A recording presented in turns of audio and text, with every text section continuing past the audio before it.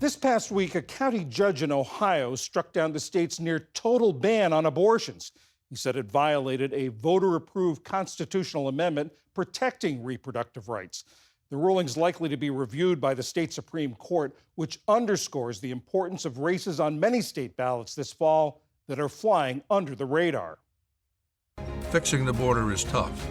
So is Kamala Harris. But businessman and political outsider Bernie Moreno will fix it. Ohio's airwaves are filled with campaign ads.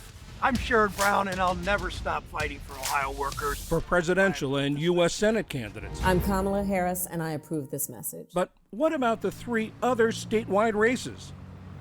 Do you know who's running for state Supreme Court? No. Do you know who's running for the state Supreme Court? Bernie Moreno and what's his name? Do you know who's running for state Supreme Court?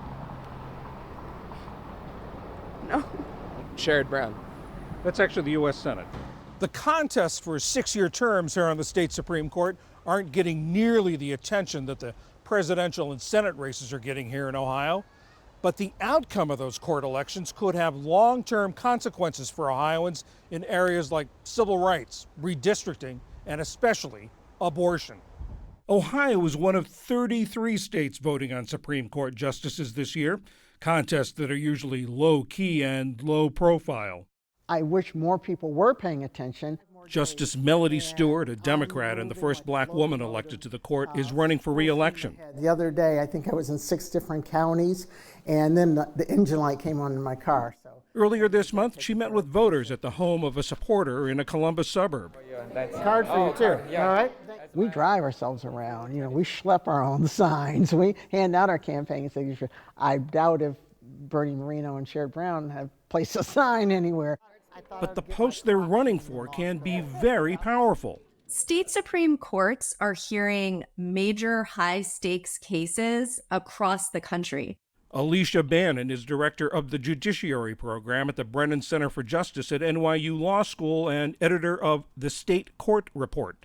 State Supreme Courts are typically the final word in interpreting state law and state constitutions. So they're really powerful institutions, and they're becoming even more important as in a number of critical areas, the U.S. Supreme Court has increasingly stepped back from being a major source of rights protection.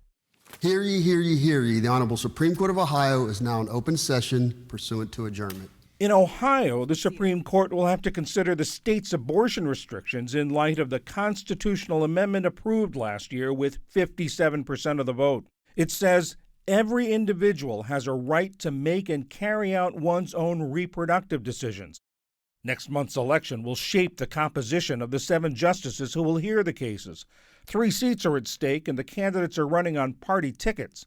The possible outcomes range from a commanding Republican majority to a slim Democratic majority, which would be the first time in decades that there'd be more liberal justices than conservatives. That's unlikely given how the state is likely to go in terms of Republican vote. Voters can only use ballot drop boxes to deposit. Karen Kassler is the State House Bureau Chief for Ohio Public Media and hosted the weekly show, The State of Ohio.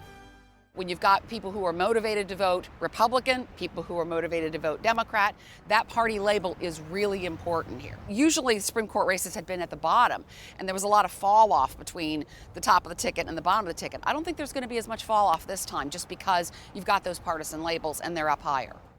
While voters may not be paying a lot of attention to these races, groups on both sides of reproductive rights are.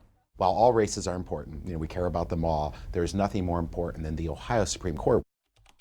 Mike Ganadakis is president of Ohio Right to Life, which has endorsed all 3 Republican candidates. We believe on the issue of abortion, we would want a conservative voice deciding what these words mean. The court, the third branch of government, now needs to weigh in.